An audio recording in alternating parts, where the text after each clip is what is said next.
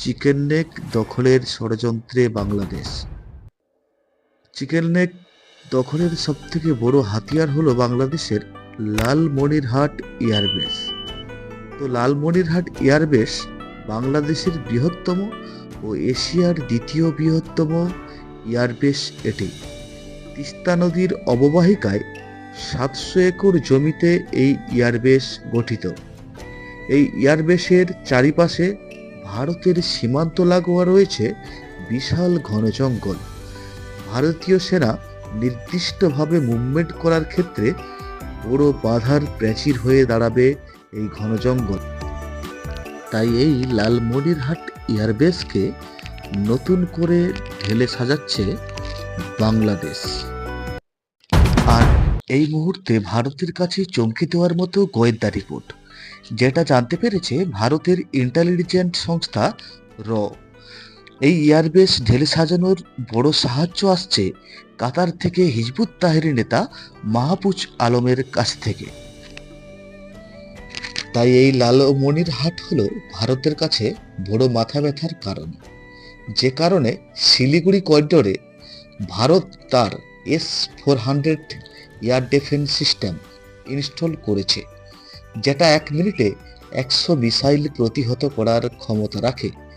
এছাড়াও 600 কিলোমিটার দূর থেকে শত্রুপক্ষের মিসাইল ও ড্রোনকে পর্যবেক্ষণ করে 400 কিলোমিটারের মধ্যে এলেই একসাথে 100 টার্গেটকে ধ্বংস করার ক্ষমতা রাখে ভারতের এই এয়ার ডিফেন্স সিস্টেম S-400। সাথে সাথে হাসিমারা এবং তেজপুরে রাফায়েল এবং সুখোইকে অ্যালার্ট অবস্থায় রাখতে বলা হয়েছে, এমনটাই খবর সামরিক সূত্রে। এছাড়া অসম সীমান্তে বসানো হয়েছে পিনাখা মিসাইল, মিডিয়াম ও শর্ট রেঞ্জের মিসাইল, যেটা কার্গিল যুদ্ধে পাকিস্তানের ঘুম হারাম করেছিল।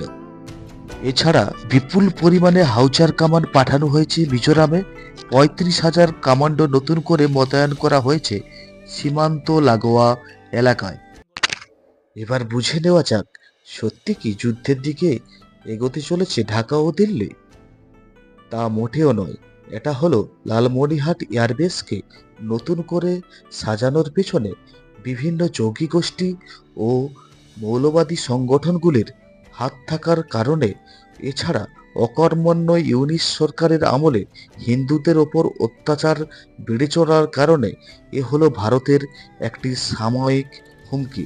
তাছাড়া বাংলাদেশও এত গাধা নয় 29টা MiG-20 বিমান ও পুরনো কিছু যুদ্ধ বিমান নিয়ে ভারতের সঙ্গে যুদ্ধে জড়াবে। আর তা যদি হয়, ভারতের হাতে রয়েছে হাফ অ্যান্ড আওয়ার মিশন, অর্থাৎ 30 মিনিটের মধ্যে বাংলাদেশকে পৃথিবীর মানচিত্র থেকে মুছে দেওয়ার মতো ক্ষমতা রাখে ভারত। এটা আমার কথা নয়, এটা বিভিন্ন আন্তর্জাতিক সামরিক উপদেষ্টাদের মতামত নিয়ে এই কথা আমি আপনাদের সামনে তুলে ধরেছি। তো প্রিয় দর্শক, এইরকম আন্তর্জাতিক রিলেটেড ভিডিও পেতে এই চ্যানেলটি সাবস্ক্রাইব করে রাখবেন। ভালো থাকবেন, সুস্থ থাকবেন। জয় হিন্দ, জয় ভারত।